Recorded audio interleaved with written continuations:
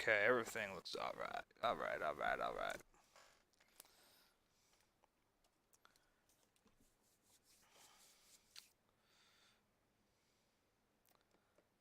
Okay. I'm waiting for all my viewers to show up. I could wait here for a very long time. No. Okay. Um, so, as I said, in the last session, I'm waiting for this weekend. I need to get photos taken. Or I should say, I have to take photos for the next commission I'm going to do. So, I need to find some filler time. So we're working on some drawings. And to be honest, I had no idea what to throw out here because I was like, well, we did like cup and saucer and bottle. Like, what the hell else I wouldn't do? I was trying to play around with Blender to maybe do like a virtual still life, and show you guys like when I was talking about how you can do the wireframes and get all that cool stuff out of there. And I wasn't able to get it to work right. I've forgotten a great deal off of Blender, so it was kind of a situation where I was fuddling around with it, and I went, you know what? I basically have to relearn the program. I mean, I was getting a few things, but I was screwing up left and right. I couldn't get do exactly what I wanted it to do. And I know it's stuff that's supposed to be able to be easily done, and so I don't know why I couldn't get it to go the way I wanted it to.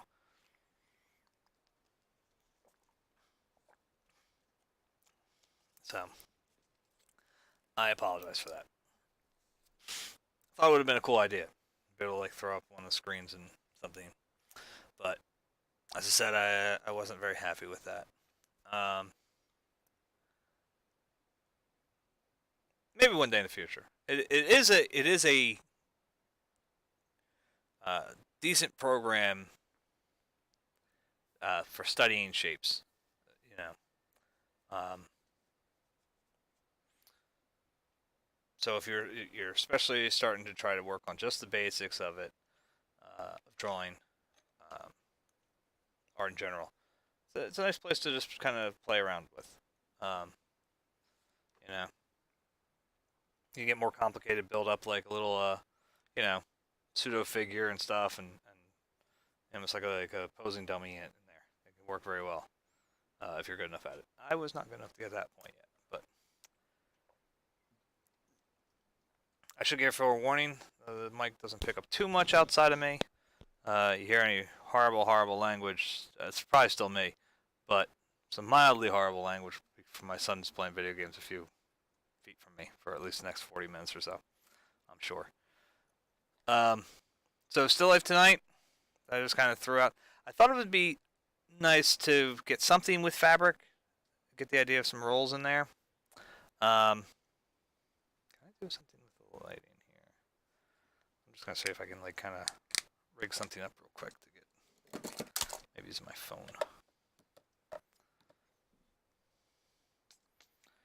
Jam something in to make this work. Maybe too bright. It'll suck in it. I won't want to do it anyway. That looks really bad, doesn't it? Probably want something like over here anyway.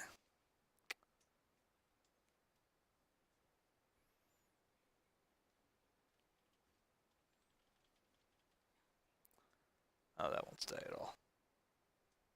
If I had some duct tape, maybe, but I don't have duct tape down here.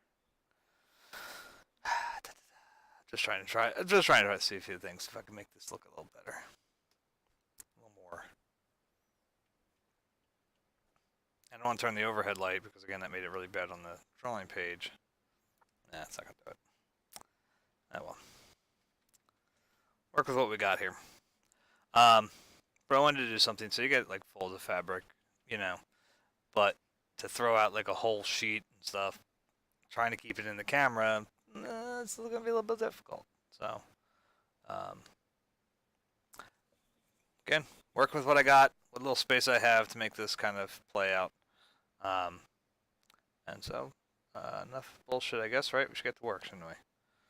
So we don't do anything talking. Um,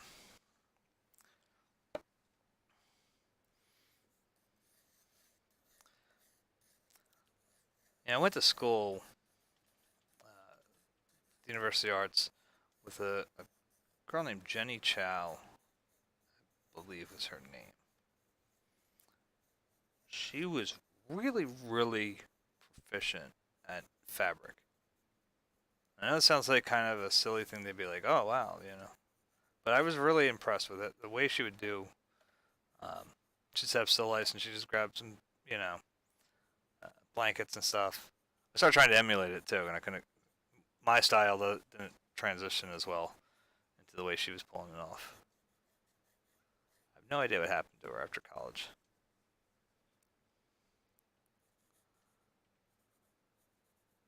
But she was very, very good.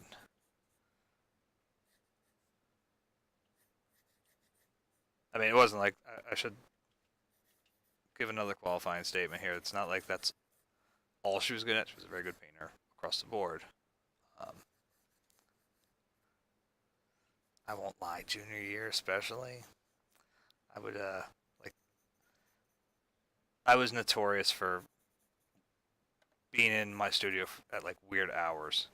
Um, and the junior studios were all like one big room that was just kind of joined together and divided up slightly. Like there was like an extra wall that would be added in, but you know, uh, yeah, there's no doors. But there was just like a like a partial divider. I think like an office cubicle kind of situation, uh, but like the taller office cubicles, not like the little shitty ones.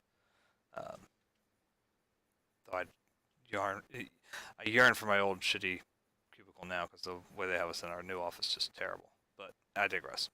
Um, Everything about the shop's terrible. The But the thing is, so when I would be in my studio, um, you know, I didn't have to walk through everybody's studio to get to my studio. I could go around the back way because mine was the very last one in the back. Me and my friend Kevin. Um, but I did. Always went through everybody's studio, like every time, just because as I've said many times here, if it's the one thing I'd love to get back, um, hopefully out of building a community here and hopefully getting, um, people working on art as well, not just watching me, but being part of this, doing their own still lifes, doing, their own paintings, and then sharing them here. Um, I would very much. I loved the community aspect of college that I don't have anymore. Um, like the ability to wander into somebody else's studio, whether they were there or not, and be able to kind of be fed off of their work. You know, not to say again. I always want to make sure I'm clarified what I'm saying here. That not to say that I would be like, oh, I'm taking what they're doing there and I'm going to do it myself or something. But sometimes, like it may sound weird, but seeing somebody do something, you know, even like say an abstract piece when you're working in a figurative manner, can give you just enough kick in the ass to make it worthwhile. And I can't tell if I'm out of focus or just drawing light. Hold on here, I'm going to try to adjust this a little bit. I was trying to use my pencils as like a point of focus, but I don't think it was good enough. It's a little better. It is light, so I'm just doing layouts right now. But I haven't really found that type of community again. So that's what I said. But even going back, like, and again, in the community aspect of it, it was always nice though. Some of my friends and other artists were in their studios drawing, painting, doing whatever. Sometimes just reading, reading either you know uh, just a standard novel or reading about art, whatever. It made it a nice place to be creative. Yeah. I had plenty of complaints about the way the teachers sometimes acted, um, especially for whatever reason. They seemed to take a great deal of offense to my trying to learn something specific from Van Gogh, which I never quite got. So there's only seemed to be one teacher that kind of got that. But the the good part about art school for me was always the other people in it, like the other students. I found I got a great deal out of their works. When I've been able to hunt them down, I've like they're animals, like on Facebook and stuff, and I've been able to find them. Um, I've gotten definitely, you know, I love seeing their stuff. I love seeing what they can do. It keeps me going. I was actually talking today on YouTube a little bit. I've mentioned him on here before. If you're not familiar with Rich Friend, he's an inker, mostly for DC Comics, if I'm not mistaken. I haven't been able to really keep track of everything he's done, but I remember him doing a lot of work with DC. And he was doing a live stream real quick. I'm sorry, I keep smacking that mic. He was doing a live stream before Comic-Con, and he was just talking about, telling his audience on YouTube kind of what he's going to be going for when he's there, as far as talking to other artists. And I've said it before, say it again. If you're on YouTube at all, give Rich and it's Richard Friend. I think it's the whole channel name. Give him a subscription or a follow, whatever, I forget what I guess to subscribe it to the channel. Click the notifications. Like, get in this. Rich is about as close as I've ever gotten to that kind of same art type community in the online facility. Years and years and years ago, Rich had a Yahoo group. If anybody remembers those fucking things. Yeah. I don't think he had an MSN one. I think that was just the Art of Jim Lee, which was run by Eddie Choi. But at a time when I was trying to learn how to draw comics and stuff, especially, I stumbled upon their group that Rich was the moderator of and everything, and that he did specifically just like he's trying to do his YouTube channel. He's trying to give, people that are still trying to not even just try to get into the art, not even try to get into comics, just trying to get into the art world, just to draw. And he does a lot of good instructions. He's far better at, especially like right now.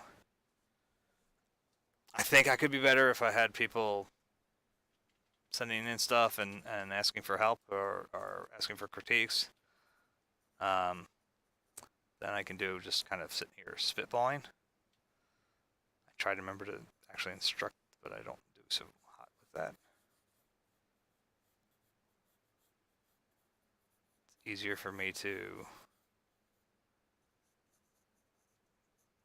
build off of something than try to pull it out of my work, if that makes any sense.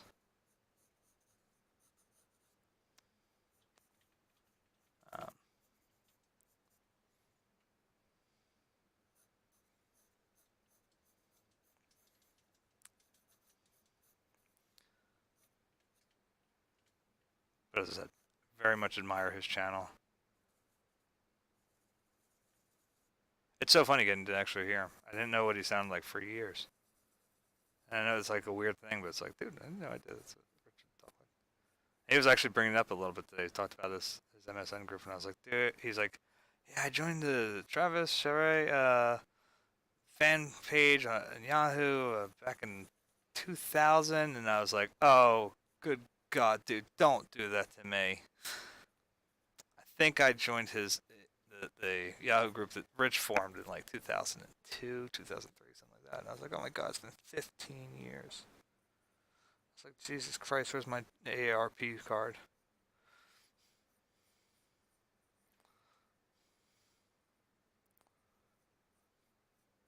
But Rich is cool, dude, because I actually, I've commented one thing to him real quick on one of his first drawing like a superhero head videos or something like that. And he's like, dude, I remember you. That was a really tight group. That was a good group to be in. I wonder what happened to Requies. I should try to find him. He was in that group. He was really good at critiques. Someone who definitely knew their shit.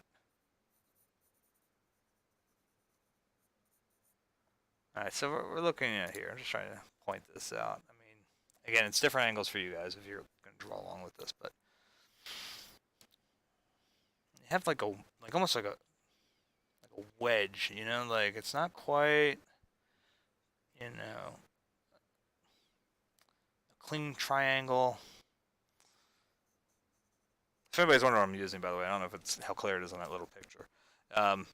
It's a little like fan giveaway from the Phillies for Jimmy Rollins' Golden Glove. I got a shit ton of Phillies memorabilia around this house. As I mentioned, I've worked for the Phillies in the past as a host, and hopefully we'll go back there one day. I don't know. I don't think I can do it as long as I'm still at Siemens now because the commute is just terrible, and the job's just terrible, and I need to get away from it. So until I do, like all my effort has to be kind of focused in on continuing to create, not even for the sake of creating, literally for the sake of just keeping my sanity from letting that place screw with me.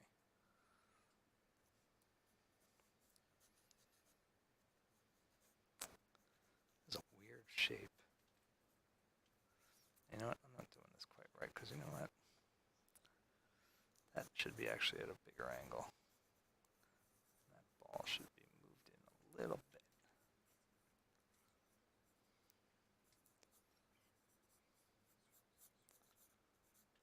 See, this is what I always liked about drawing. Uh-oh.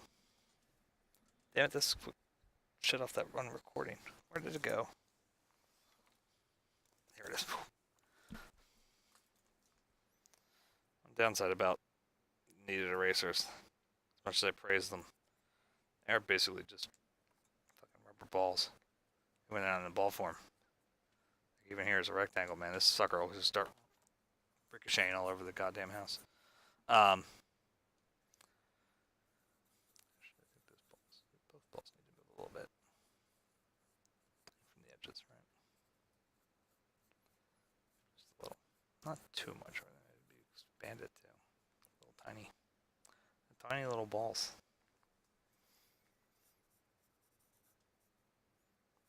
Shit, what was I saying?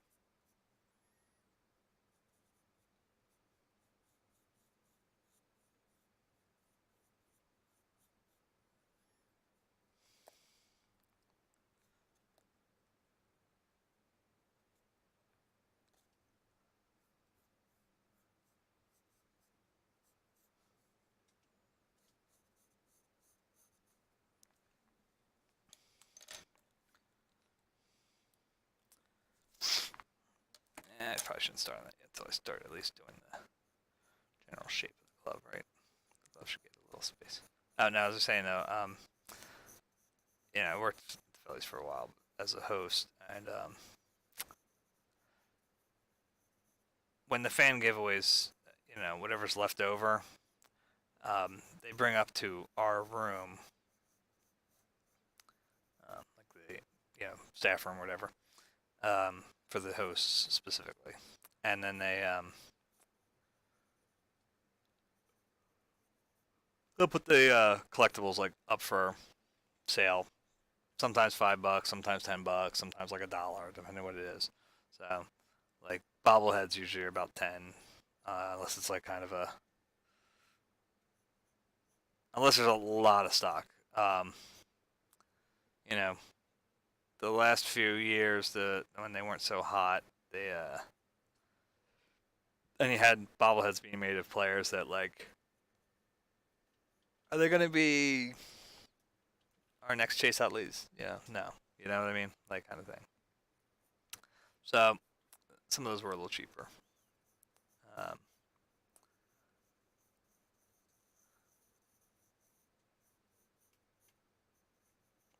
I hope everybody can kind of see what I'm trying to do here. I'm basically trying to think of this glove in its planes. Um, you know, like,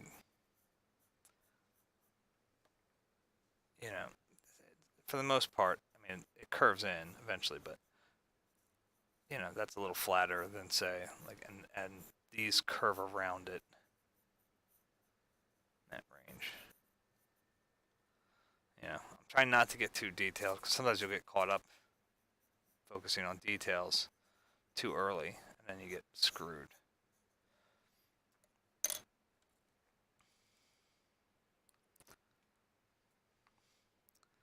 I was chuckling. I saw a advertisement today on one of my art pages somewhere. I forget exactly which one it was, but it was advertising a plein air event, I think over media, where they were saying that you would have 2 hours to complete your drawing, painting, whatever, and get it framed. Yeah, I guess you had to frame it yourself or something, and get it ready for the display, and that's how the contest or whatever was going to be working. I was like, yeah, no. So all that, I was like, wow, shit, I can't even draw in 2 hours anymore. Like a small 8x10 drawing. Too fucking slow anymore. It used to be that fast.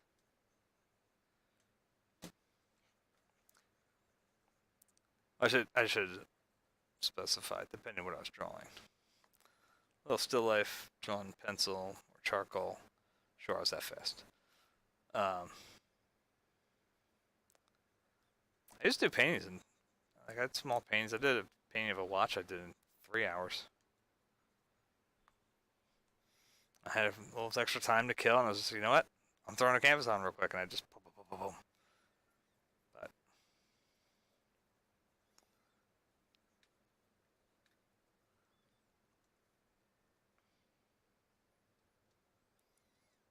in my defense, I think there's been a bit of a. Well, I know there's been a bit of change mentally in how things are processed, but I think there's also a bit of a desire to have much more depth in what I'm doing. So it makes me think a lot more.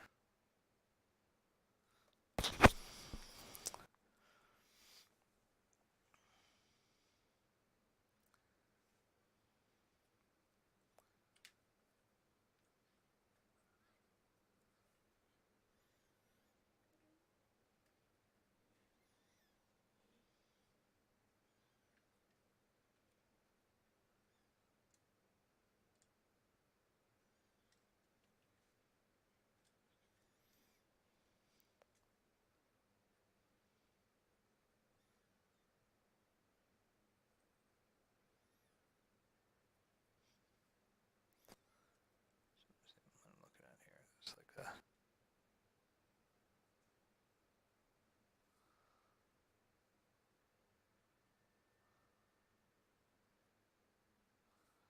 Kind of cuts out right there.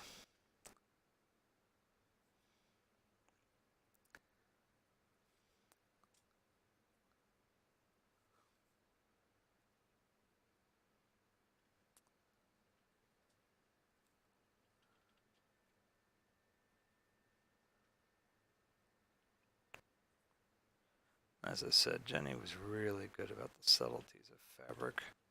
I never quite picked that up. I don't think I'm terrible with it. It's just that with my style, I have to really, really, really think about like every stroke about how it will feed into the overall design of the fabric at hand. Um, where someone who blends more, doesn't really have to think about that. I have to think about every brush stroke as it's going to come down. You know.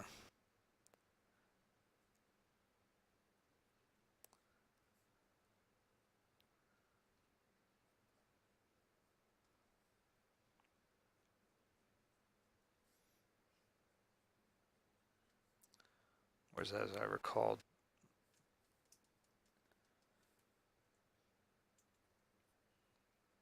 since Jenny was much more about, much more blended uh, merger of colors, she could capture certain subtleties better than I can. I always appreciated that.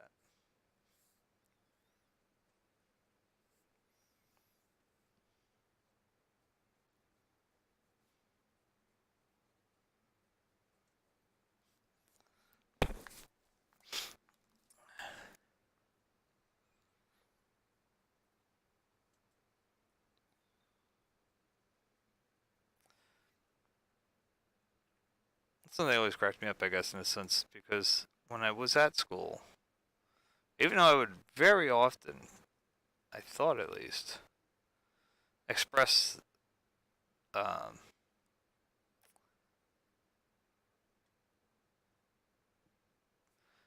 a great deal of interest in people's work, even when they, on a surface level, did not directly relate to mine. Um, that is to say that maybe they, again, were either much more in a realistic sense of painting, a method of painting, uh, or even the exact opposite way. Oh, excuse me. A much farther abstraction. So for some reason, I had this like reputation that I was kind of a closed-minded to it or something. I'm like, no, it's just got to be good. I don't think people quite got that. That you know, there's is art subjective? Yeah, sort of. You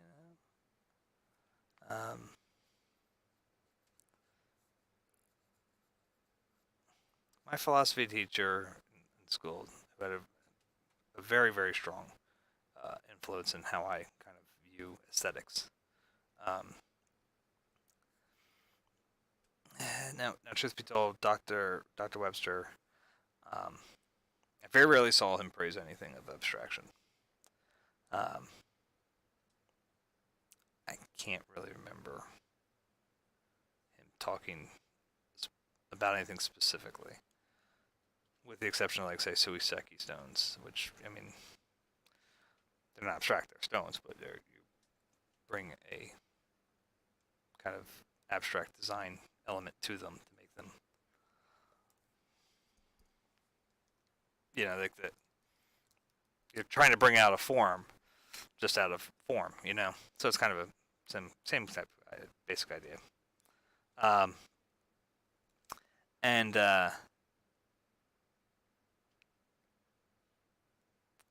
but in it, he did sort of explain, you know,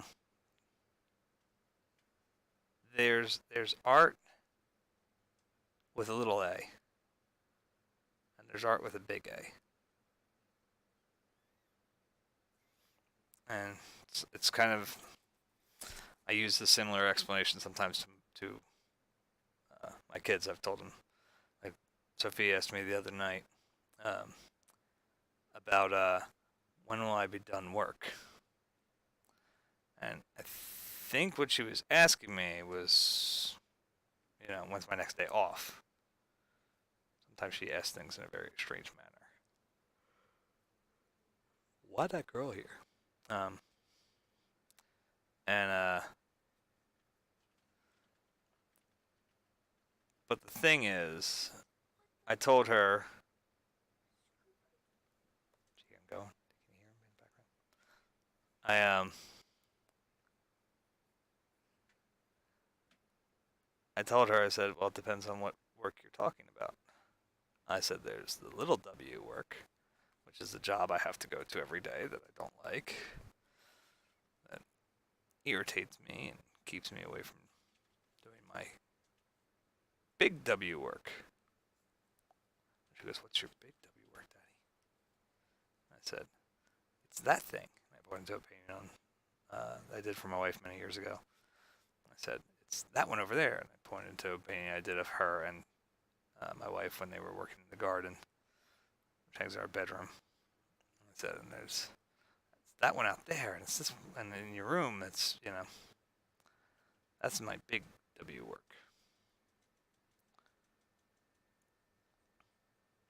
And that may sound backwards to some people because you think, oh, well, the job is what pays the bills.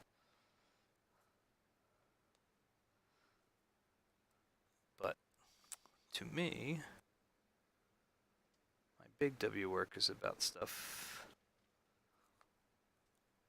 impacting the world. Or I hope will have an impact on the world, I should say, to be a little more accurate.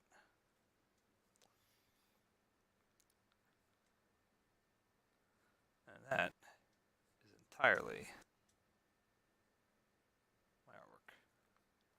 So I consider that my big W. And the other stuff's just shit. I should try to not let me sweat too much about.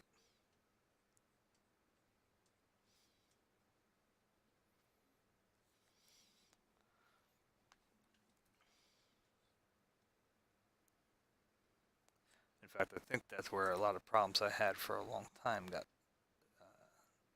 based, because I let myself get distracted from the big W for a while.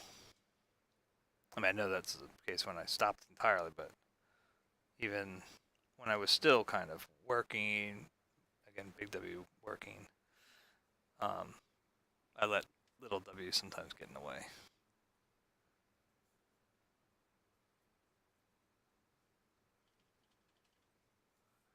And I shouldn't do that too much.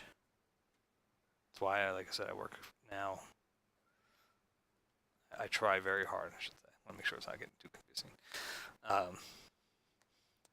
On my way home from little W to try to find some time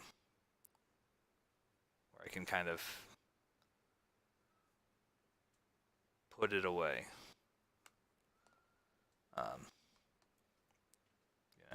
Put that little W down, just to make sure it doesn't come back into here and start messing with this stuff.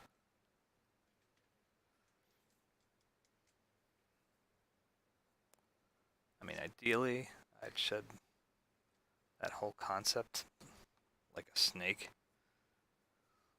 Shed the skin, but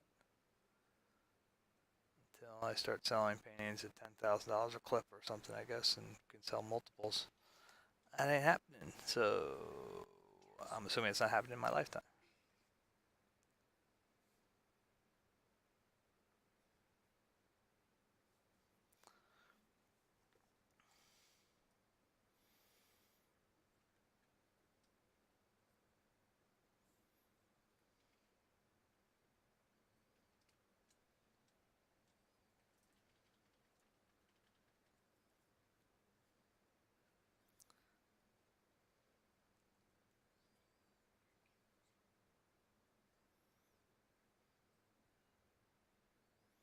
I get a little too cuckoo for everybody. There's only one person on here. I don't think. I think this is I think I finally figured this out. I think that the one name I see up here all the time is actually directly related to the Streamlabs OBS. Pretty sure that's it. They're like a ghost, or not like a bot, but sort of. So I'm thinking that's where it came from.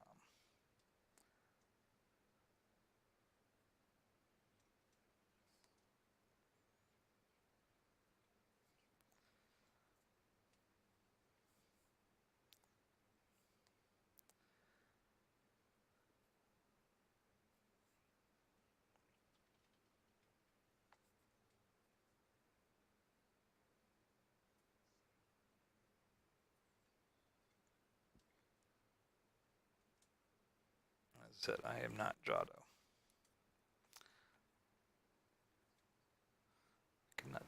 circle. I believe that's who it was, Jonah, right? Pretty sure that's who it was. Suppose they got the commission from the Pope by just going in. Everybody had these great elaborate designs and, classic Renaissance drawings. And I believe he went in and, legend says, went in and drew a perfect circle, barehanded. No devices, just walked in.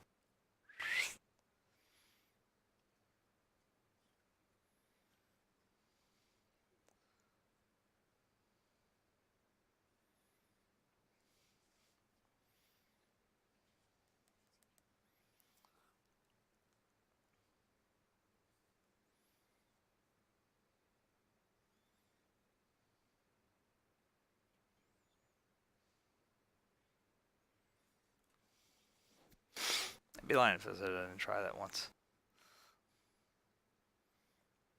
I was getting very frustrated at school, and like I said, they kind of being complete douchebags to me. So I was like, I'm fucking gonna learn to draw a perfect circle. Just go fuck themselves.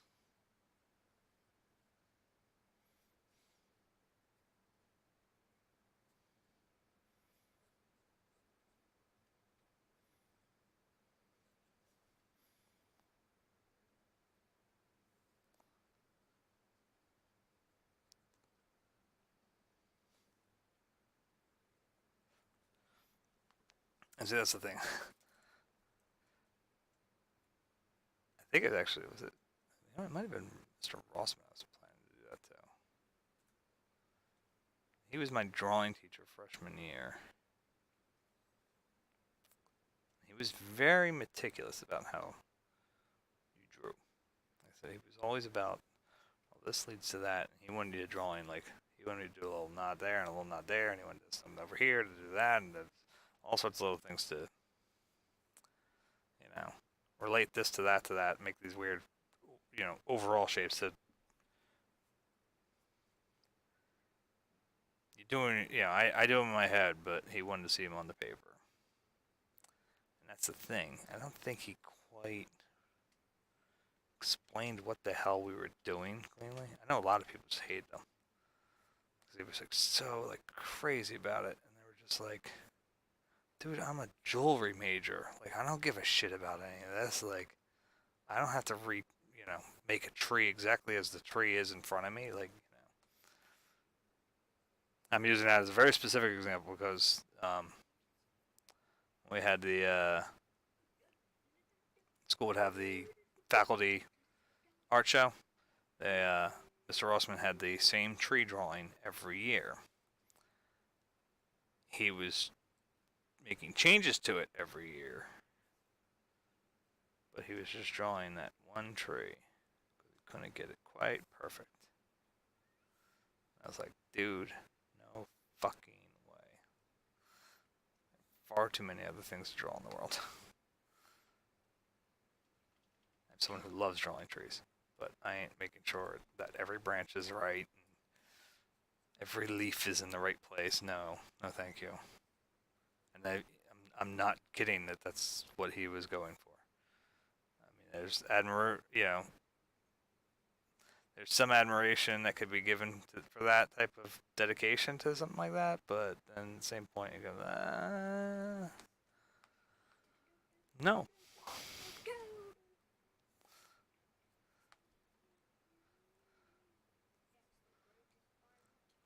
All that'll lead is into a pit of madness.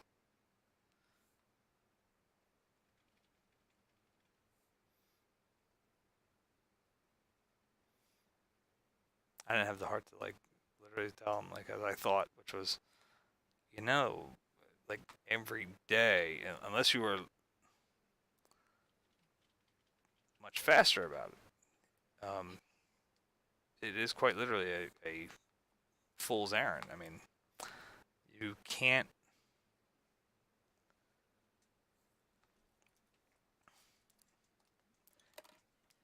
You will never draw the tree exactly as it is when you finish that drawing. Especially not with the type of methodical nature that he did. And I don't think I'm out of line in saying that.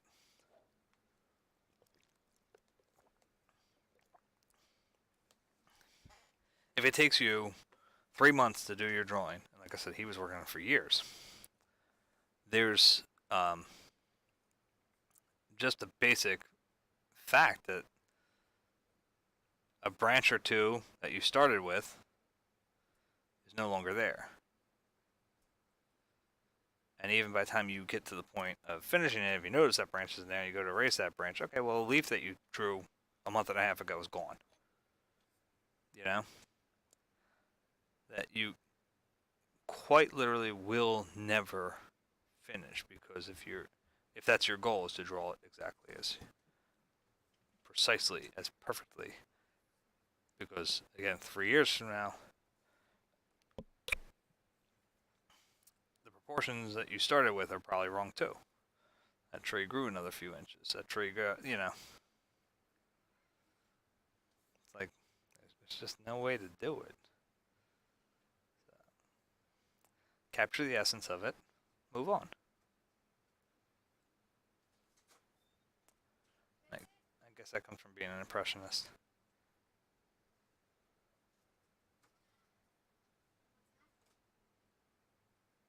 Well, it's snack time, which means it's time for the boy to turns off his game. Were you done that round, at least? Huh? Were you done the round? No? I'm gonna let you finish a round at least, if you're in one.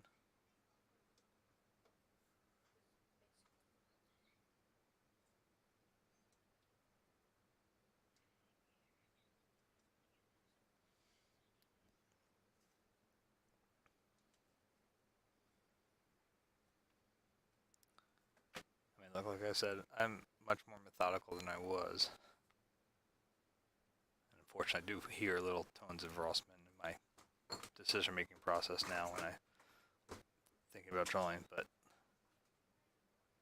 even I still say sometimes, like, no, gotta move along. Just, does it look like the hat? Sure, let's go. You know? It's the little elements. You can't, I mean, try not to say, like, I don't want to sound like I'm half-assing this or something like that. That's not what's being done. But, I feel like for the sake of your own sanity, believe me, this is from someone who went a little cuckoo, just don't go fucking crazy trying to draw one thing your whole life. You know? I mean, maybe that's the very definition of it in a sense. I know it's not doing the same thing over and over again, expecting different results, but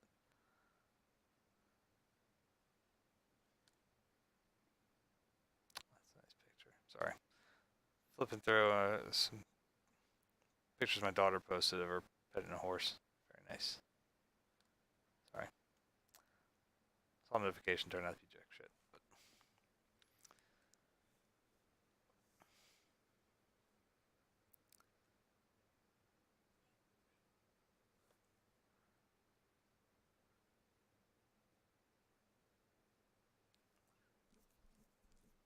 it's probably something, a reaction from one of the posts I saw today. There was I don't particularly care where anybody's political spectrum lies. I know where mine does, and you disagree, go fuck yourself.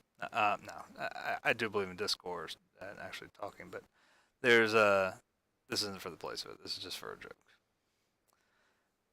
With the president backtracking his, or I should say, before he backtracked, when he said, "Oh, Vladimir Putin just had him in there, and he told me it wasn't Russia who did it." About regarding the hacking or whatever, and attempts of the interference in the 2016 election. The even though like every intelligence agency says yes, it was them. Um, he was in the press conference. Says I was in the lad, and he said he didn't do it, and he said it wasn't them. So if you've been paying attention, there's a bunch of memes been popping up with that. So I like Leia saying that I spoke to Darth Vader. He said that the Empire didn't blow up Alderaan, or you know, the other way, which is Vader saying, "I spoke to the rebels; they didn't blow up the Death Star." Little things like that. All right, back and forth things. And I saw one that actually made me crack up laughing. This may offend people basically on a religious schedule, but again, Grove Bear. Um, but it was Jesus, and it says, I spoke to Judas. He said he didn't do it. Fucking lost it. I was at the dinner table. I spit out my food. And I was like, "What's wrong?" Like, I was like, my kid's like, "What is it? What's so funny?" I'm like, "Okay, well now I have to explain it to you because you guys don't pay attention to the news at all. You guys start screaming, the news, when it comes on. So I was like, you have to understand the context of this first. What was said, why it was outrageous to be said, and then once you have that context, I can tell you the joke. Also explain, like, I am not a religious person, and so I have not raised my children with any religious influence whatsoever. Um, so I had to explain to him who Judas was too. So by the time I got through all that, the joke was long since dead on them. It was like, okay, yeah, it's funny, Dad. Uh-huh.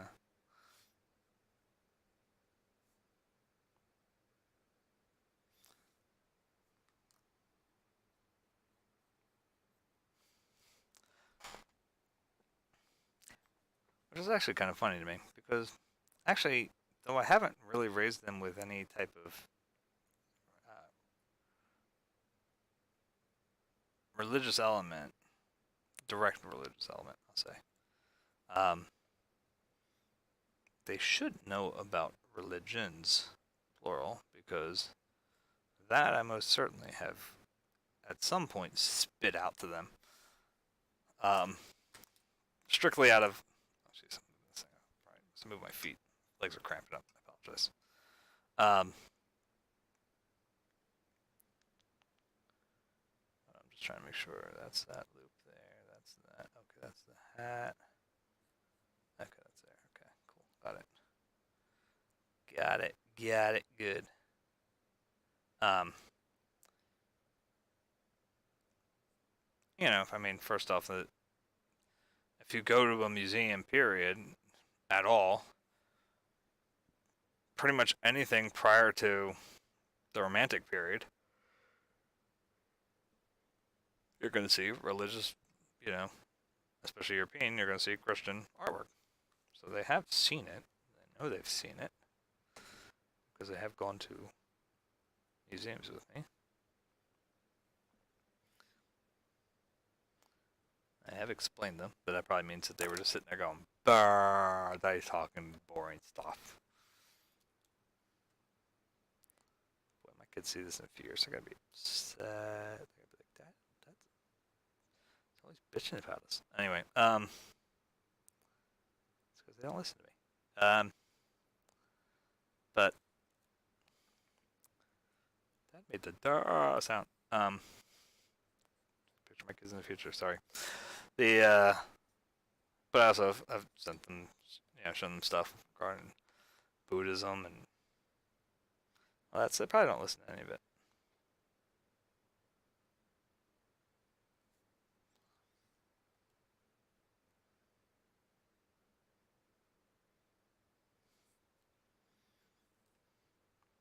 I think I got a little somewhere with the boy last time we went to the museum. I think a little, like a little bit.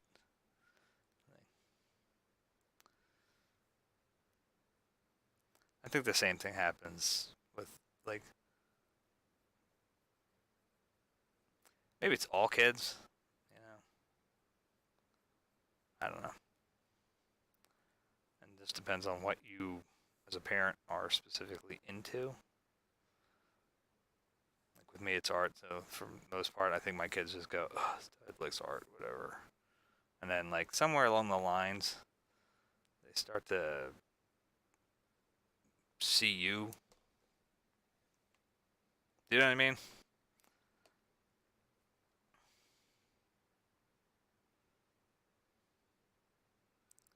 It's like my dad and I will both admit that we did not have the best of relationships when I was growing up. My dad's typical sports guy, you know. He was a referee for years. He still does some stuff like that. You know he's always into baseball. Football was on every Sunday, you know, and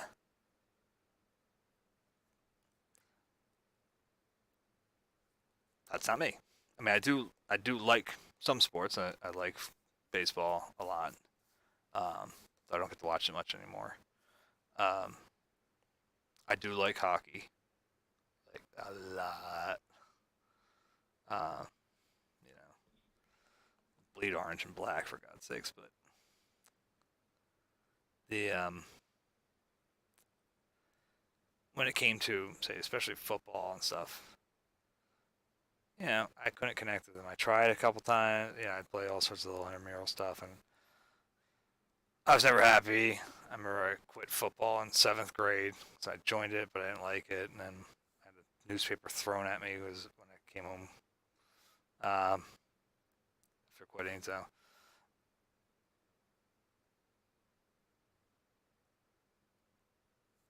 we definitely butted heads a lot with that.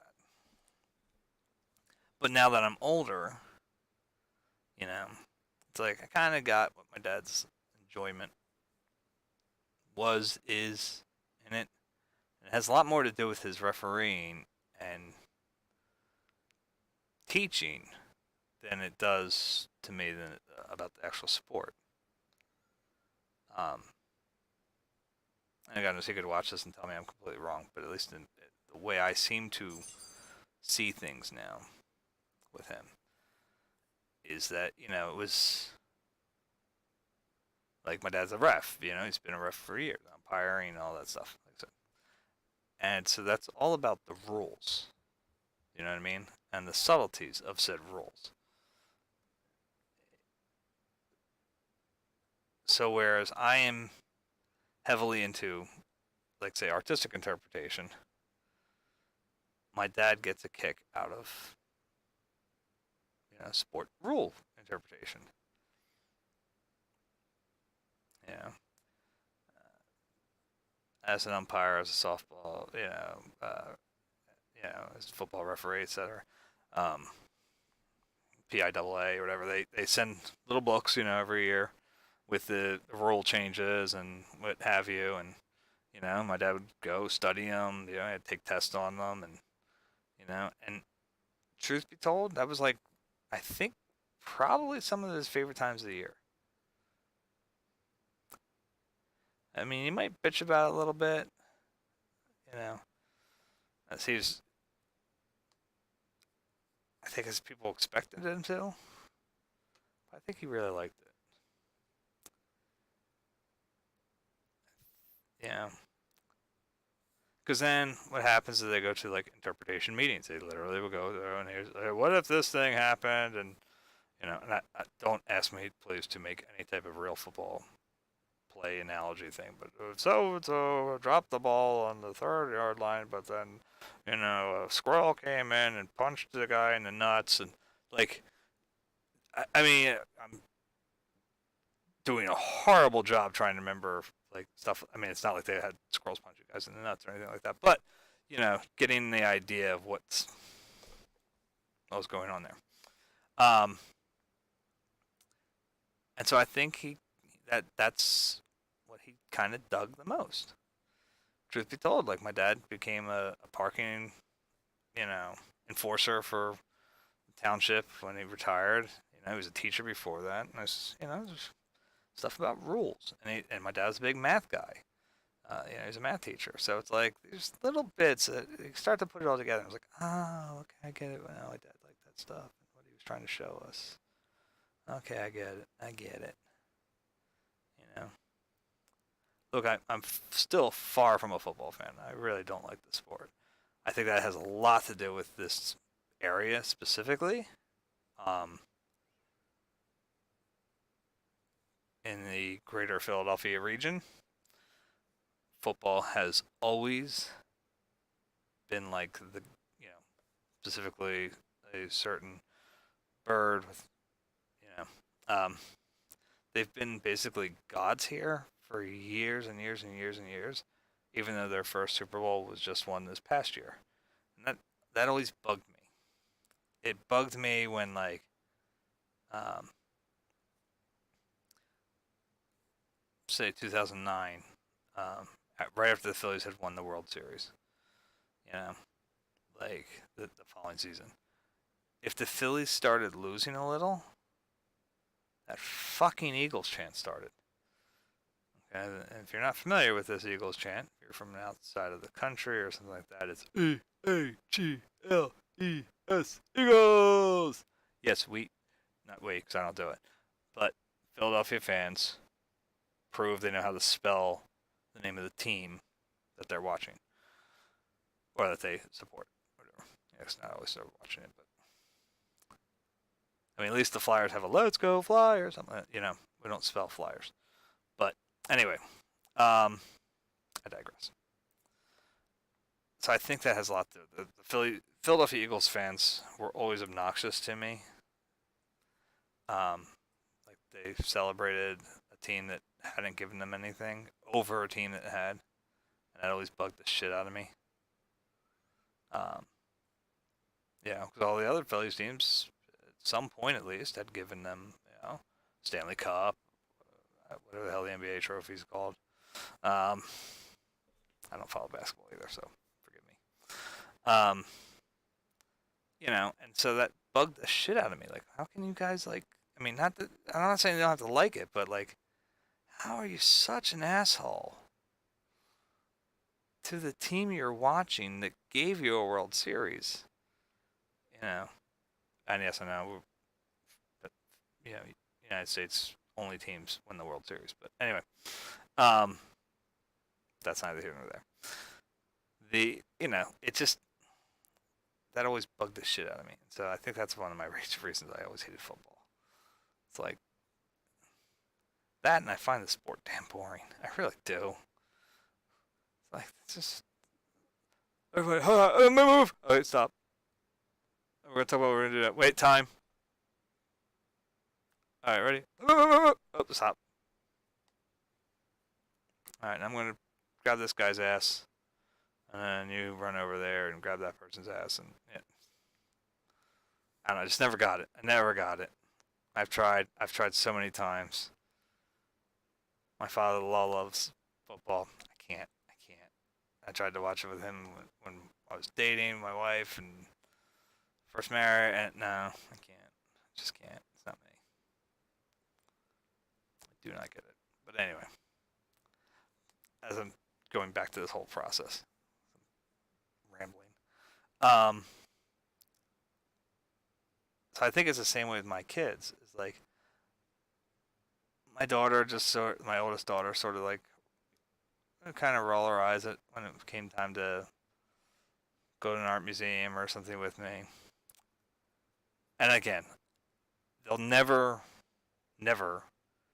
I never expect them to ever really make that a thing that they want to do regularly. I know I'm slow through the museums. Okay, I'm okay with that. Like I said, my wife doesn't do it. No, there's probably 2 or 3 people that will regularly would go through a museum with me and not try to rush me out. You know what I mean? That can deal with it. And one lives in Virginia. One lives around here, but regularly commutes to Pittsburgh to see his family. So, try to think of who else might. Uh, Maybe Davin. Davin could do it. Yeah. So, three, maybe 4. I'm trying to think. But I think she was a little more willing to do it. Like say, I took her down to see the Holocaust Museum, which she had wanted to see for a number of years. I thought I couldn't take her when we first went down to D.C. when she was like, it was on a school trip. She was like 13. I was like, first off, this trip is designed so you only kind of touch base in places. It's not really designed to spend an hour and a half in any place or anything like that. And I'm like, in the Holocaust Museum, you need a couple hours. You need to take your time. You need to read like every plaque. And she's like, really? I'm like, every plaque. I want you reading every plaque when we go. And she did. We did. We stopped like every single point.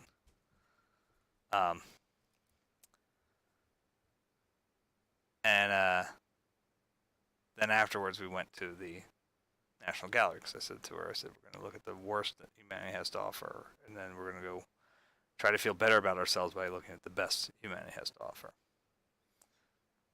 And yes,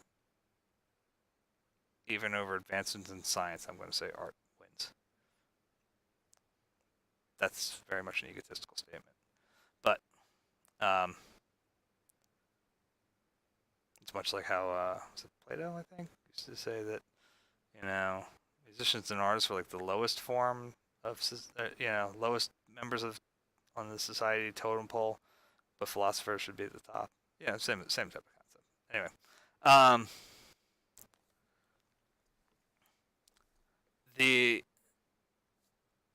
I think she was a little more like, oh, I get that. And I mean, it started, I think, a few years earlier. I talked to her a little bit about certain things. You know, when she was a kid, they'd roll over her, but like, right about where the boy is, about 10, 11, and then one or two things went, ah.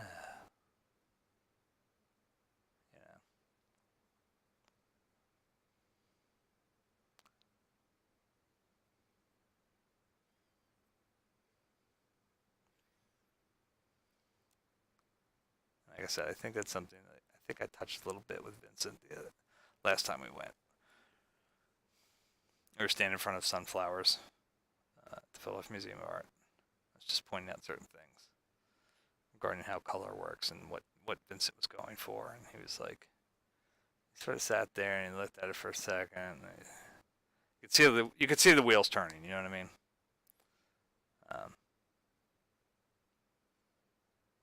There's definitely my son has definitely a different look in his face between, you know, I'm pretending that I'm listening and, you know, and I'll pretend I'm thinking about it, like, you know, and then his real, oh, type thing going on. And so it was definitely on that latter part. Don't get me wrong, I'm pretty sure he has no interest in going back to the museum with me anytime soon. But it's like the groundwork's laid for hopefully, like Allie when she was like 17, you know, to go, oh, I think I get that now. I think I start to understand it.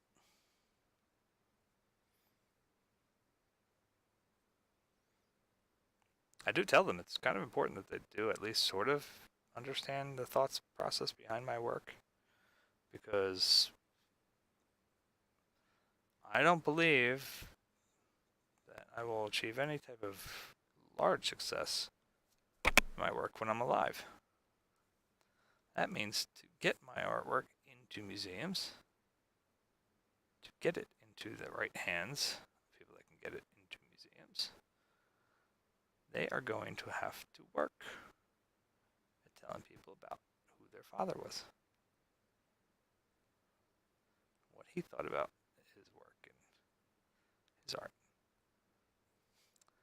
Now, I've tried to make it a little easier on them.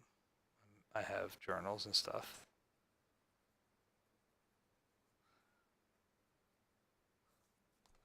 But it's going to be up to them.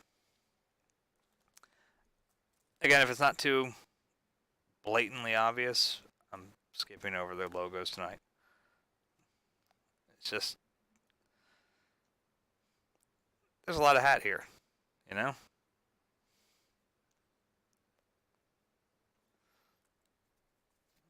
A lot of hat. There's a lot of other stuff that we can get caught up in. I don't want to get too sucked into trying to draw a logo when, again, I'm terrible with fonts. That's something my oldest is very good at. Have her come by and do my fonts. Plus, you got to think about how I would do this anyway if I was painting. I still think like I'm painting a lot of times. which is like this area here where Jimmy's name is. I'm just gonna go right over that, and then I'd go back in with gold paint, or something close to it to replicate it, and I'd probably wait for it all to dry out, wait for the whatever color. Let's see. I have to be careful because we wouldn't want to do too heavy on the phthalo. Because all that had is blue already. Probably go with some sort of mixture with ultraviolet. The ultramarine violet that I got. Maybe a little Viridian. But go in here, get that nice and dark, and then I would just wait for that to all dry, and then, like I said, mix some gold using yellows and white dashes and stuff, and just go in there with nice, like really wet, loaded down with medium.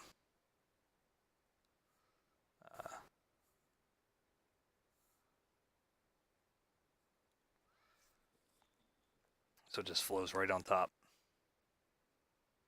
Do it that way. I can't find my pencil eraser. I would do it that way if I had my pencil eraser. I don't know where it is. Like, if you guys know what I'm talking about, like it's actual it's almost like a mechanical pencil, but it's just an eraser. Because it can do some crazy shit. Like it's really good at carving into things, like a reductive element.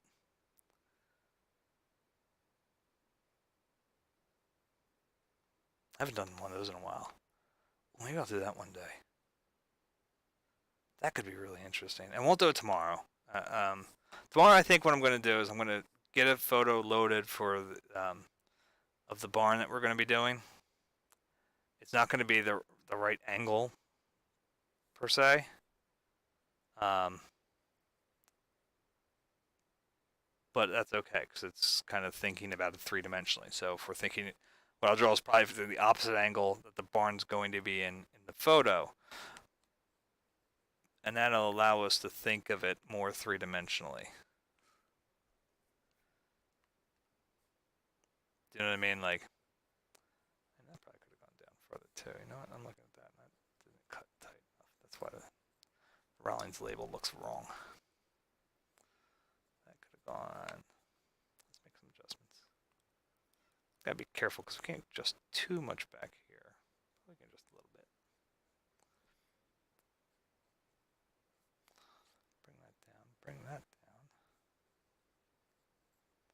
Bring that over here. Maybe that looks about right.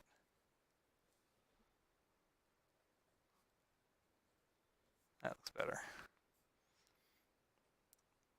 This is one of my favorite things about drawing, though.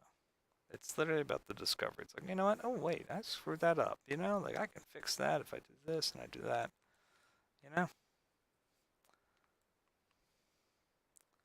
It's not like cuckoo crazy, like I said, like my old teacher Rossman would do. But, there's a little hint of that in there, I think. That idea of, oh, wait, no, that adjustment's wrong. This spot leads a little more to here, and this leads a little more to there, and okay.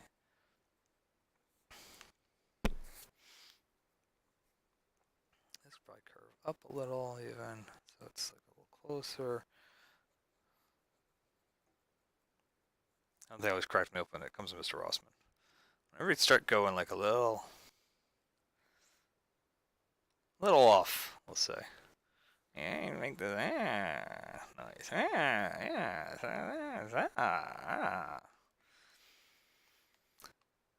We had one drawing. Now we had made up a perspective window. If you're not familiar with what a perspective window is, it's basically we use styrofoam. I mean, older artists would use actual like wood framing and stuff, but it had a piece of styrofoam. We cut the middle out, like a square flap, went straight down, and then like it would go straight out like a tabletop. I was showing this like move my hands, nobody can see anything I'm doing. So the table will go straight out like a tabletop, right? And then there's like the window where that part had been cut out of. It would have been like scored or whatever. You push it down, And then you use strings to kind of work out the perspective. You're looking specifically at your pieces of the styrofoam that's going out like a tabletop. Line up the edges with the okay, and where they meet, that's your perspective line.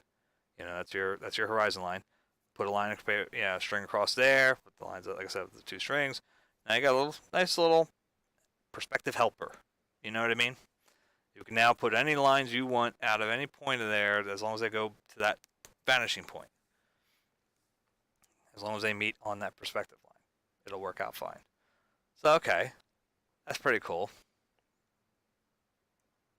Then he had us do little still lifes, and we'd bring things in or whatever, and some of it was like little travel cereal boxes, which was cool because it gave you something to eat while you're at work or at class, you know.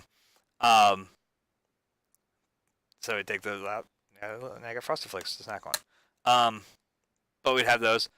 We'd have us even crumple them up a little bit so that it wasn't straight perspective lines all the time. And we're drawing, we're working on the drawing, and he starts walking around the room. He starts dropping shredded pieces of paper onto your still life. How's that? I didn't see those in there too now. He did it in mine. He starts dropping, and he dropped extra, because like I said, we butted heads a bunch of times about what we consider drawing and what he considered drawing. And there's a little more. And I literally looked. I was like, "The fuck! Fuck you do?" I swear to God, I dropped the F-bomb at him. He just started chuckling and just threw more on the goddamn thing.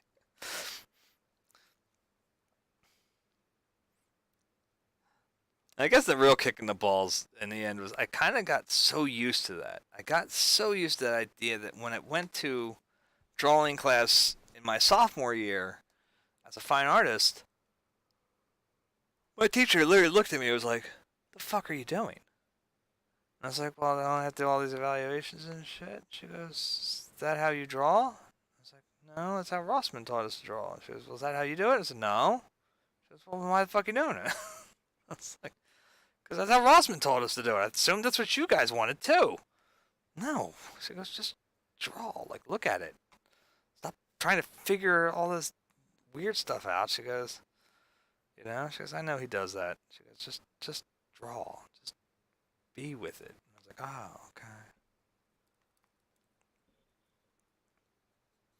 I cracked it up in my final review, though.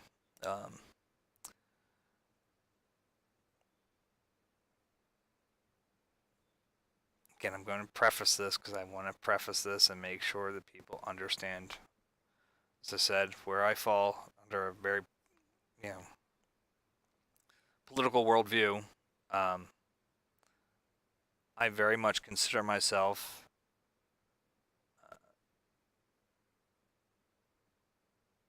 definitely on the left.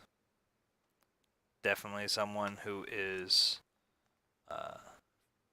for equal rights, regardless of sex, religion, creed, preferences, any, all that.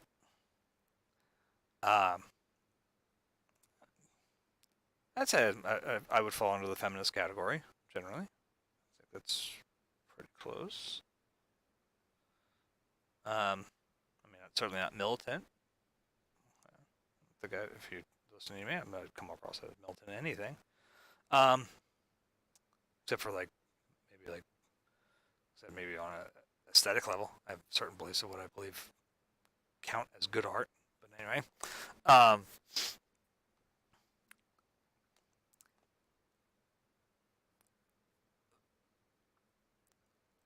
I will say, if you are into a more naturalistic lifestyle, that is cool. Please fucking wear something named like that bears a resemblance to deodorant. Okay, and now I can tell my story. All right. So it was nearing the end of the school year. University Arts did not have much in the way of air conditioning going for their buildings. Certainly not the older buildings in the studio areas.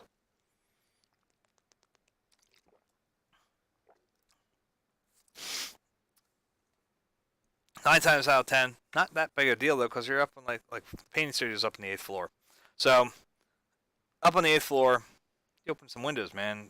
It's you're 8 floors up. It's breezy, no matter where the fuck you are, no matter what time of year it is. All right. So in the middle of Center City, for God's sakes, it's breezy. Um, but it was getting warm this time of year. Uh, Now, I had to make a quick run down to South Street, which from South Street from the University of Arts is it's like 25 minutes round or down, all right, down to it, and so 25 minutes back. So I'd do it over my lunch break, which we had like an hour and a half, so it worked out. I had to get paints and stuff I needed for like class the next day or something. Don't remember exactly. But so I knew I had to hurry up though. You know what I mean? Like I knew how much time I had because I wanted to eat too. I'm funny that way. I do like not to starve. So I had, I'd rush through and hauled ass down there, hauled ass back. I got into the drawing studio, got to my table. I'm getting set up. And the person that will be our model for the day walks past me. And then, like, a few seconds later, I'm smelling bad BO. Right? Like, really bad BO. I'm like, shit, I'm feeling under my armpits a little bit. Shit, I'm sweating through them. I broke my deodorant, man. I sweat right through my deodorant. And I will be 100% honest here. Coats, men are sweaty people. Okay? We get that. So I was like, oh my God, I can't believe it. I could believe it. It was very much in the realm of possibility that I had just put too much strain on my deodorant and, like I said, and sweat right through it. I've done it many times. I do it all the time now. I think it's something to do with my medications. So I'm smelling something. And I'm like, holy shit, I think it's me. Oh my God. So I'm trying to be like the crafty dude. I'm like, scratching it. Yeah, I scratch on my arm a little bit. And then like pull it away for a second or two, and then I rub my nose like, I'm like, no, that's not that one. That still smells like deodorant. All right, let's scratch the other armpit. Okay, and then just rub behind my ear a little bit and rub my nose. Oh, that's not that one. The fuck is that smell? Right? And I'm looking next to me, and the person next to me is not really sweating like crazy or anything like that. And I'm like, no. And I mean, I was sitting next to them the whole time in the first part of the class, so there's no way that, But I bring up a little small talk. So what'd you do for lunch? Oh, I just went down the corner, came right back up. Oh, okay. It's not them. The fuck is that smell? Teacher walks in. All right, guys, we're gonna get ready. Okay, blah blah blah blah. The model takes off her clothes, and the smell fucking detonated. I mean, if someone dropped a goddamn chemical weapon in that room, I don't think any of us would have noticed. Like, it was that bad. And like I said, she was very much a hippie-looking kind of girl. As a dude, if you can do that lifestyle, all naturalistic, kale, whatever the fuck, all fucking power to you. I am so down with that. I would love to be able to, like, not eat McDonald's and shit, but my kids, that's all my kids will fucking go for. Like I would love to, have like farm fresh foods and shit all the time.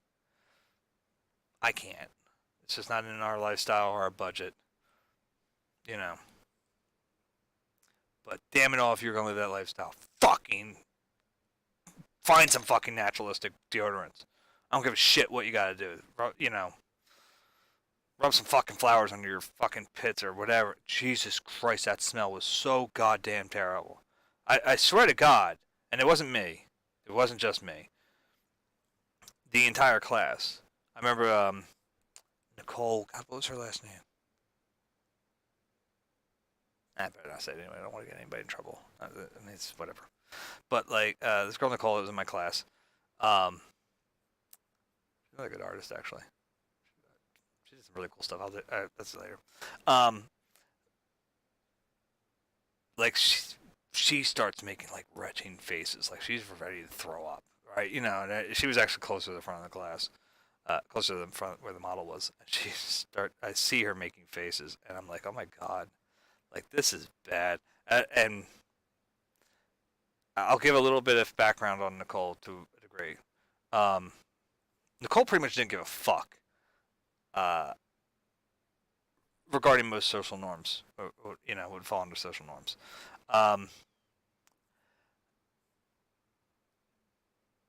like the way the University Arts bathrooms are set up, with the exception of I think the first floor and second floor. No, first floor and mezzanine. The men's rooms are on the even floors. The women's rooms are on the odd floors. Okay, it's just the way it was set up. So we're on the main floor and eighth floor. Girls got to use the bathroom. She's supposed to go downstairs to the bathroom. All right. Vice versa. If man's on the seventh and he's got to take a leak, he's got to go down to the sixth or go up to the eighth. That's the way it works. Nicole's like not about that noise at all. So there would be more than one occasion where I was a commuter, so I gotta go to the bathroom before I leave because it's a 25-minute walk or something like that, and another half-hour ride train. You know, like plus I may have to wait for a little while for the train to show up. You know, all that stuff. So okay, I gotta take a leak.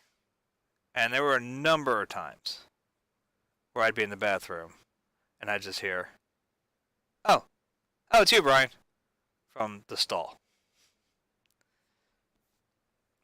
Now, to clarify this properly, I did have very identifiable Chuck Taylors.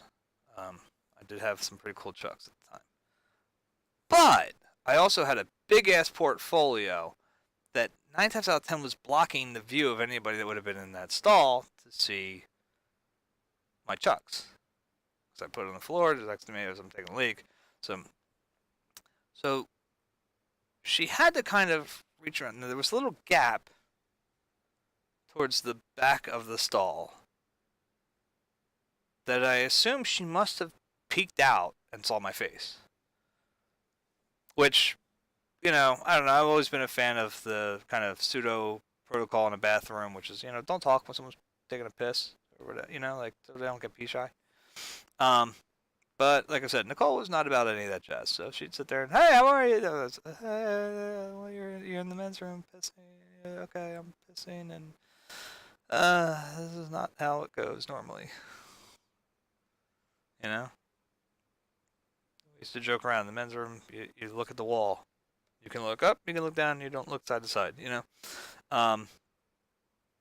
those are the rules of the men's room, you know, kind of thing. I mean, it's kind of homophobic, and I get that, but just I always thought it was funny.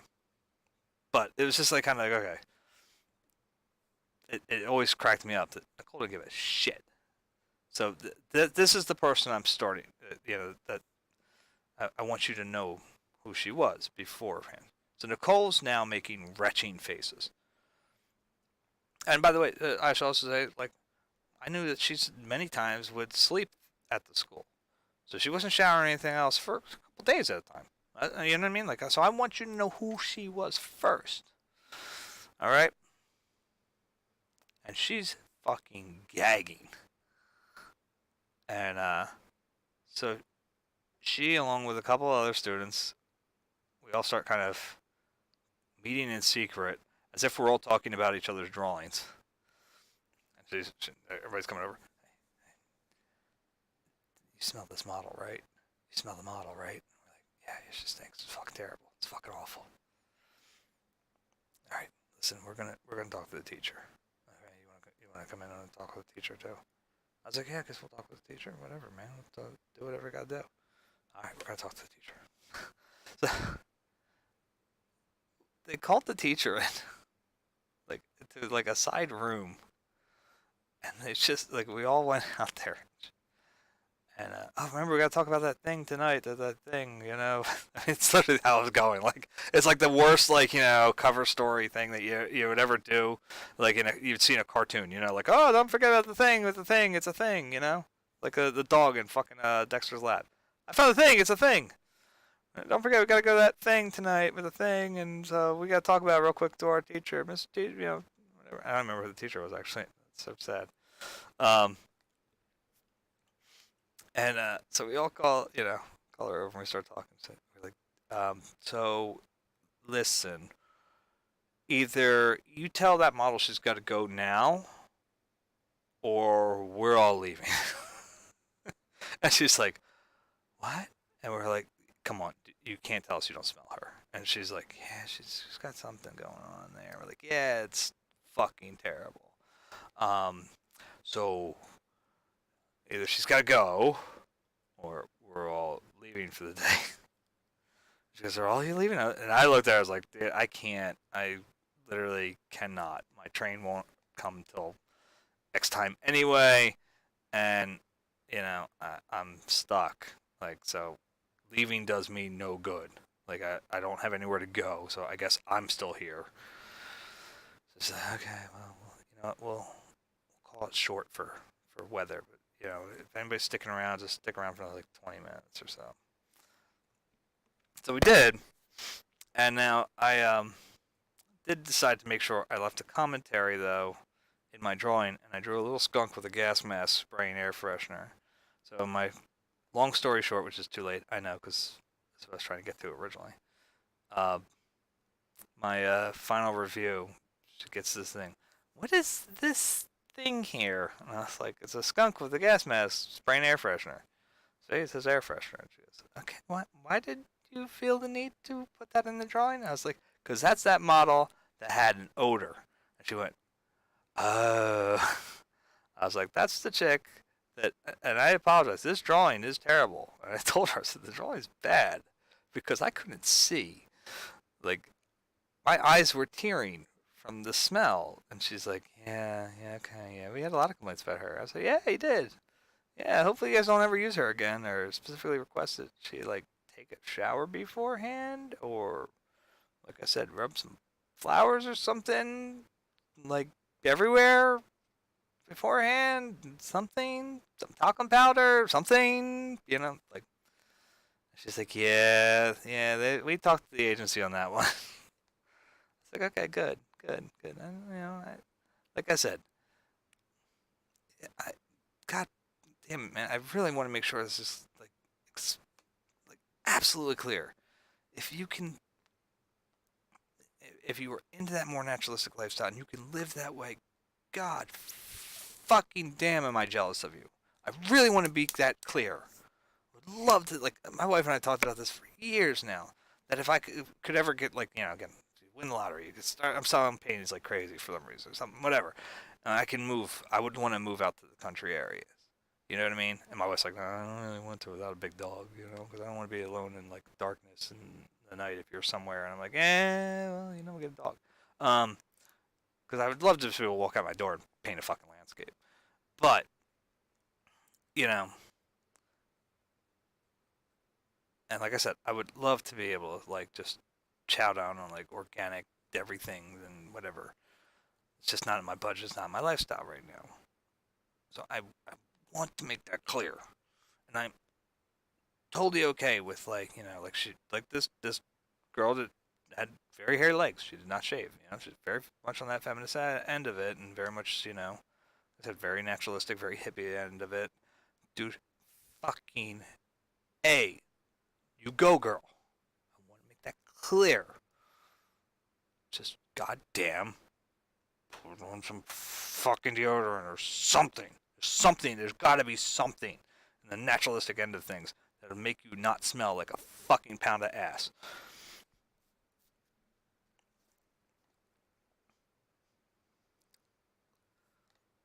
because that was fucking terrible.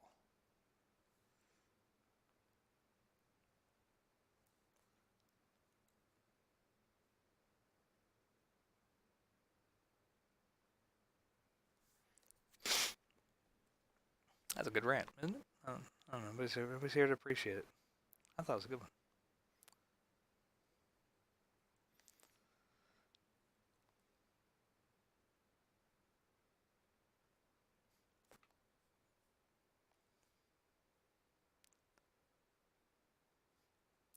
And additional side note to backtrack a little bit. There's no fucking way I would have ever gotten away with that in Rossman's class. He'd be like, "Where's the skunk? Was he actually in the room?" No, he wasn't in the room. I was just making a comment. No, let's draw the fucking skunk. Okay.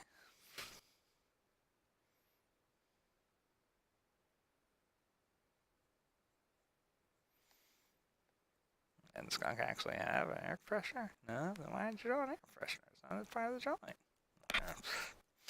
Anyway.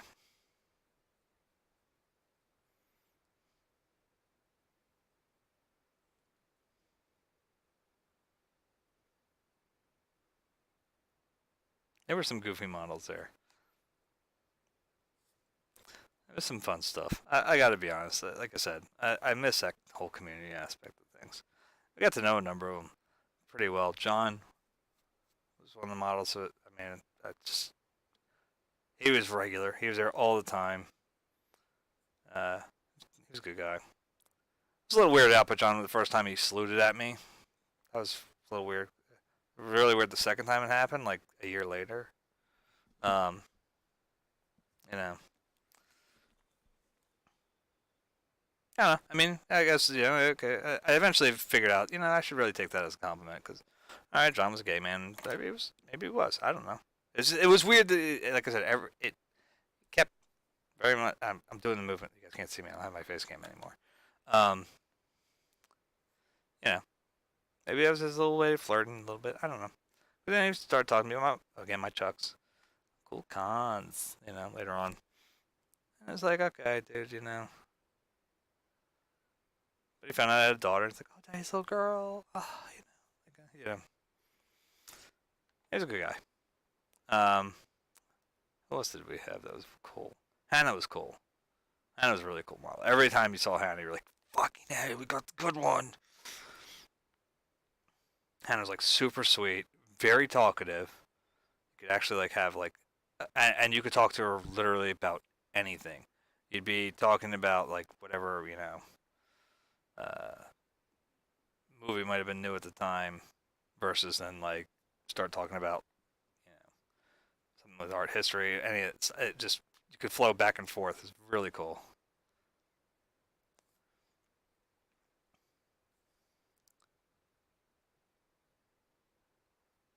I think the most bizarre one was it was not in my class. I did not see the whole rejection thing take place. It, I believe, happened in one of the sophomore classes when I was a junior or senior. What I know is that I was smoking, again, against the rules up in the 8th floor corridor, as I was prone to do. Typically, the stairwell, as I said, that people would use to just go to the bathroom. To go to go upstairs or downstairs, and you piss in the stairwell. But the it was towards the back, away from the elevators area and away from the teachers primarily. So I was out back there smoking, and what had happened was I guess they had double booked one of the drawing classes, and so one of the models came in, ahead of the other, I guess, whatever, and they said, oh, well, okay, well, you're here, so you're our model. And then the other model came in and said, well, I don't know what happened, but we don't need you today. And I guess that model must have made the mental decision, fuck it, I'm getting naked today, And so they went out onto Broad Street and just took off the fucking clothes. Ran around a little bit and took off. So that was fun. It's like I'm just looking down, like, oh look at that, naked person.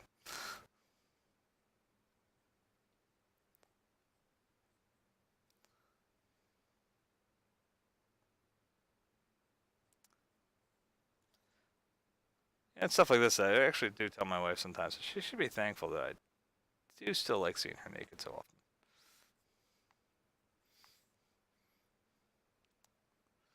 Because I kind of got it sort of kind of become numb to nudity after a while. There, like it's like, oh look, naked people. Okay,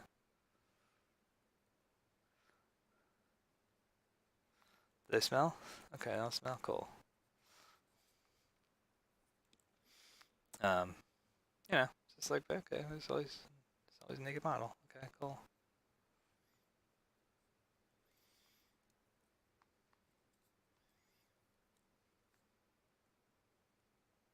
I mean, that was like my freeing moment of junior year. Was like, dude, all right. Actually, no, I take that back because I still had figure sculpting. I guess it was senior year. It's like, dude, I'm free of nudity all the fucking time. Always drawing nudes. It's like, okay, cool. Like, I get it. I get it.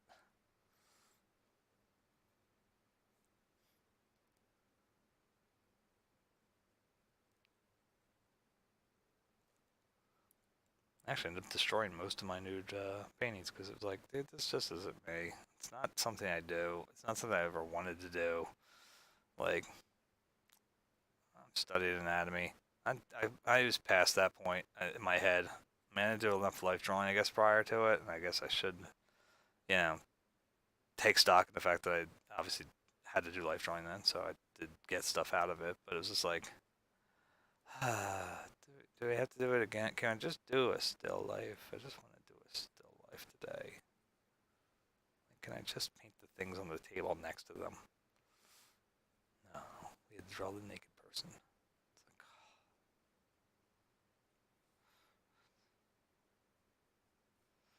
Felt like it, like when Eddie Izzard describes like Europe, how there's castles fucking everywhere. We long for a bungalow. Like it was kind of like that. It's like naked people everywhere. I want to draw a still life.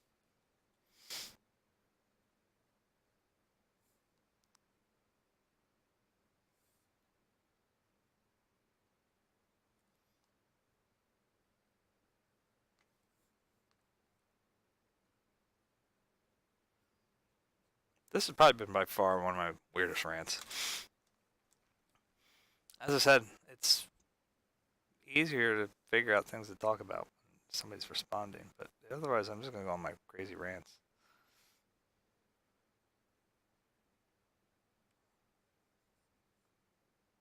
Here's something wacky I learned today. Did you guys know that fucking Bach wrote like an actual cantina towards coffee? Like literally about coffee. Talking about like how I wish I could drink it 3 times a day and shit. Like, it's pretty funny. I learned that one today. That was funny. Let's do it. Like, okay. Again, I don't speak German, so I had to like look at the translation for it, but it's pretty good.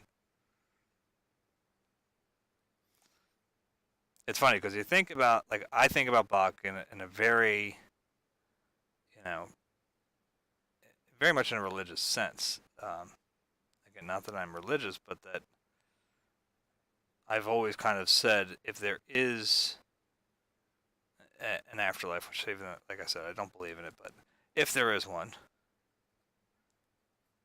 you know, and if there's a heaven, kind of as it's been classically described through various ancient religions and Christianity and stuff, I have to imagine Bach's playing there like all the time, like just all the time. It's like, like they're out there like we long for punk rock or something. I love the bungalow thing, like because it's that like I always find it that like that impactful. Okay, that's that one. Okay, I'm just making sure I'm getting my curves right. Said I have to like literally think about every single one of these and how that appears as a brushstroke kind of idea. And sometimes it's okay because like if you have seen any paintings I've done where there is a fabric in there. Um, Sometimes they go to a hard line, like it's like a hard outline, because that does work with my style. Um, so if it's a really deep cut, like in this, where it would probably curve down, it's probably curving down and then back up, kind of thing going on right in here. Um,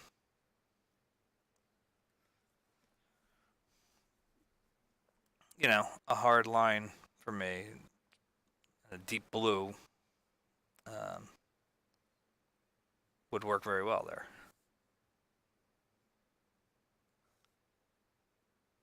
And then, like, same here, like this line was definitely, there's definitely stuff that curves down and comes back up to meet this and loops over. So with my style, I don't really have to worry too much. I just hard outline. It's like I said the other night. I got confused when that one assignment when they were like, do a drawing, yeah, do a painting that's half drawing, half painting, and I was like, all my paintings are like that. I like literally every one of them. I'm thinking about drawing as much as I am about painting. I'm thinking about drawing in color, most certainly, um,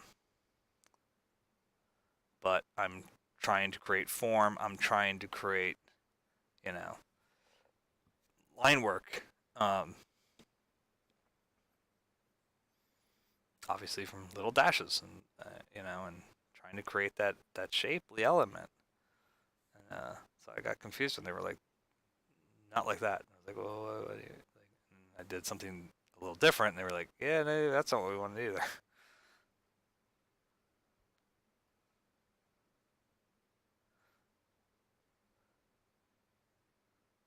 It was kind of a kick in the nuts too, because I think that's actually when Jerry Nichols, who's like I said, the one teacher I always seemed to relate to much more than anybody else there. He seemed to get me a little more. Um, I think that's when he and I really started to see eye to eye about how we how I was thinking about things, because he did he sent out the assignment as it was without really specifying what he meant by it, and then I did it the way that I did it, which, like I said, was like kind of like one part of it's black and white, the other part's color. But the I used black paint. Probably one of the last times I used black paint, actually, um, to do like over my pencils on the drawing side of it, because, like I said, it was like literally half of it was in pencil drawing, half of it was um, as a regular painting, and I didn't like the look of it, so I just like, all right, well, if I do drawing, if I do paint, it'll at least have the same um, impactfulness. You know what I mean? Like, as opposed to just being like pale pencils against um, white canvas, and then bright colors on the other side of it. And when Jerry and I were talking about it, and like I said, he starts trying to describe what he intended for it to be, I pointed to like another one of my paintings. I was like, "You mean like that one?" And he looks at it, I was like, "Yeah." He goes, like that you doing that?" And I was like, "What the like, dude, like So you should have been just like literally leaned over and like you always do, Brian." And so I think that's when we started like really see each other a little better.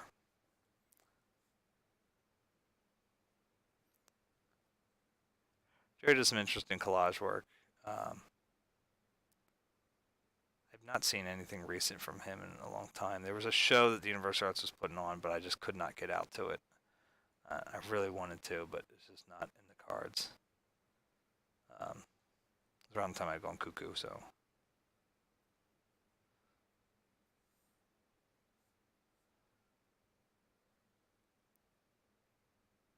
I had other stuff to take care of. You know, I think the weather got really bad too, and something that held me up. Go.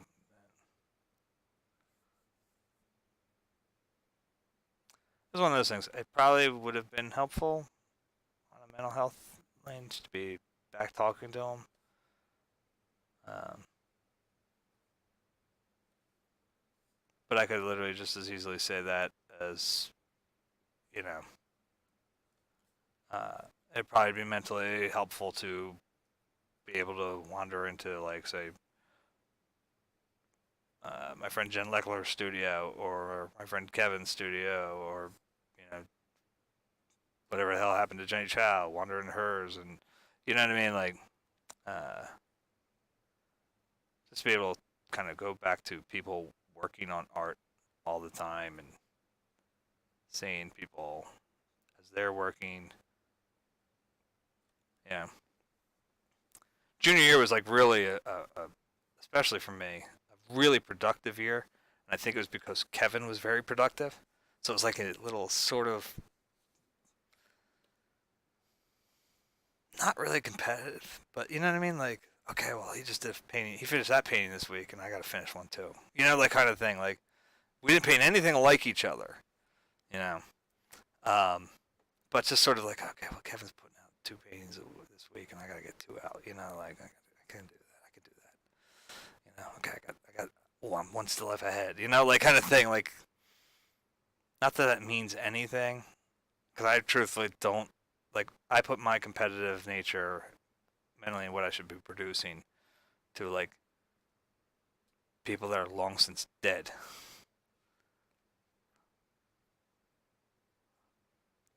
You know, I calculated it like you think about it, Vincent did probably what about 100 paintings a year, a little more. You know, now he was only painting, so really 2 paintings a week is not that difficult, especially if you're in a very um,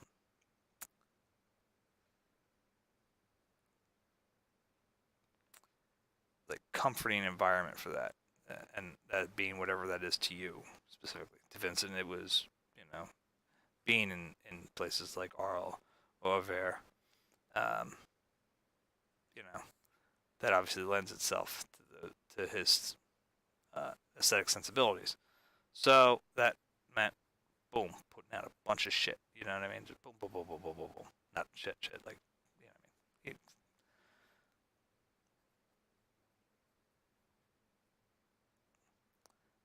Just put work after work after work out. And I thought about it. Like if I got to the point where again, maybe this channel finally catches some fire underneath of it, and I get to leave that shithole and come do this 8 hours a day for 5-6 days a week. Damn right, I'm gonna be putting out almost 100 paintings a year. Because there is most certainly a I'm in the vibe, kind of thing going on when you get into that situation when you can okay now I am I'm painting for 8 hours as opposed to painting 2 hours here and an hour here and whatever. Like there is definitely a I'm gonna get this shit done kind of thing going on that I can't get to right now. Where I could do that all fairly regularly. I can't say I did it all the time because keep in mind I did work full time or damn near full time when I was in college. I worked like 30, 35 hours a week at least, sometimes more at the restaurants. That was that. But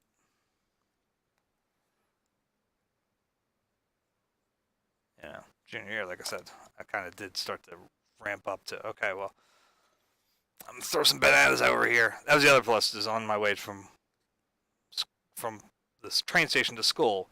There was like a nice little, like little Asian couples like market or whatever. Like she was really cool. And just go in every day and like buy some apples, buy a thing of chrysanthemums, whatever it may be. I was able to get stuff for my still lives like every day on my way in. Because the other thing about waiting tables, I always have money in my pocket too. So I was like, okay, I got $5. I'm gonna go buy this, set of pears. And I had to be fast because you got to get the painting done before the pears rot. You know, it wasn't as easy as nowadays where I could make a digital photo of it or whatever. So you got to get it done, and then you got lunch. Yummy, yummy.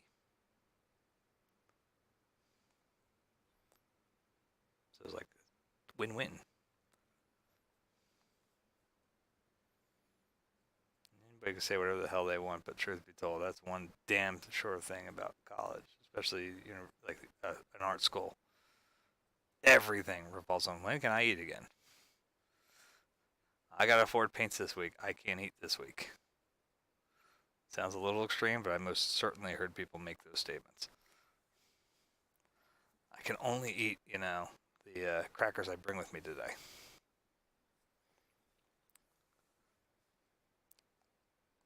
All right. I know I'm supposed to go to about 10:30, but we're pretty good with this. I'm feeling pretty happy with this.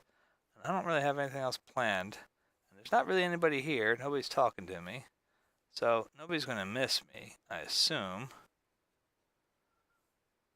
I'm still upset that nobody followed on my bet for when I did the canvas stretching, that since I didn't staple my headphones to the one of the canvases, and I didn't cut the cord when I was cutting the canvas, that I said you guys are supposed to give me some viewers, give me some followers. Nobody's held up on that. I know nobody agreed to it either, but whatever. It's not my problem. It's your guys' problem. So what do you think? Looks like a hat, right? I mean, like I said, I'm not doing logos. It's just not in my cards tonight. Maybe I'll do like a rough like Jimmy here real quick. I gotta give my kids kisses, so I'm just like, you know what? Might as well just close it. Nobody's here. And I know it's partly like, it's a lot of my fault because I couldn't keep streaming last week, and I know I lost some consistency, and I don't like that. I like it a lot less than you guys do. That's a terrible portrait of Jimmy, by the way. I'm not going serious into mine, but if you look at this thing, and you know what Jimmy Rollins looks like, that looks nothing like Jimmy Rollins. That's a bad portrait. I imagine it's like medallion work, dude. And I knew some people that did that in school, and no fucking thank you. They'd explain it to me, and I'm like, no, don't ever want to do that ever.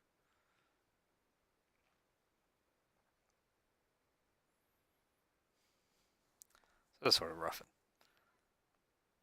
Yeah, I'm happy with that. I think we can do a little bit just to help along the edge out here. I think.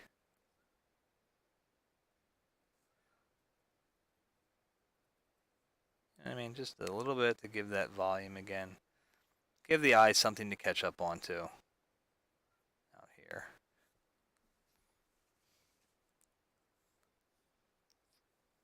You know, among these parts, there's a little bit of where the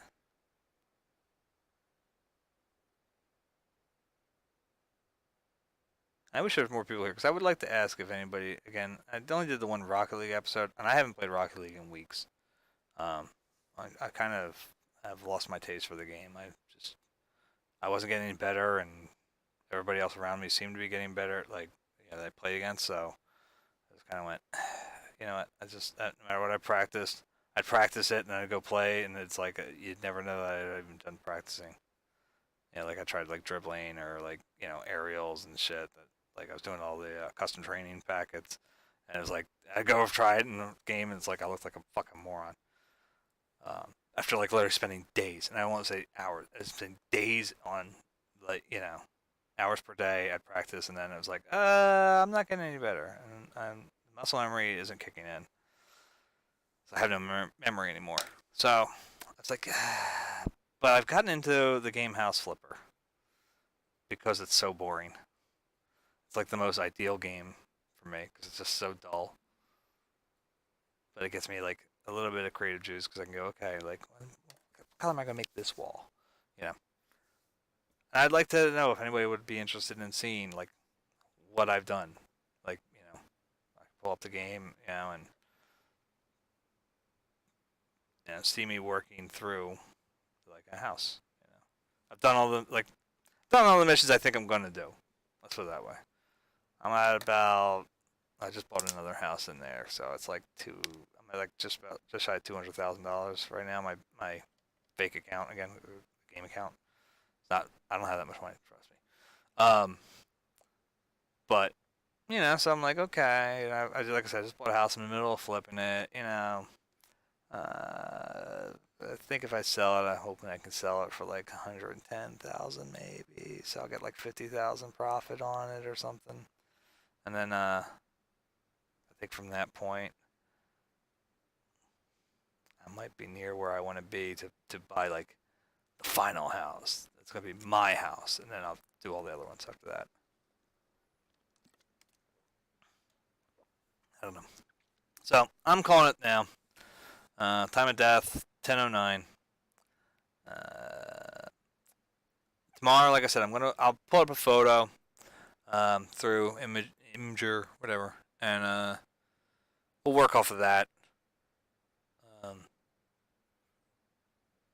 As it's not going to be the right angle, but I think that's going to be helpful that it's not the right angle. It'll help us think later on when we're doing the actual painting. So, peace out. Have a good night. And I'm just actually I'm going to wait like 15 seconds because it'll be perfect 2 hours. Ready? Kids can wait. They're probably enjoying being up. They're probably still up in bed. Not even up in bed yet. Like 6, 5, 4, 3, 2.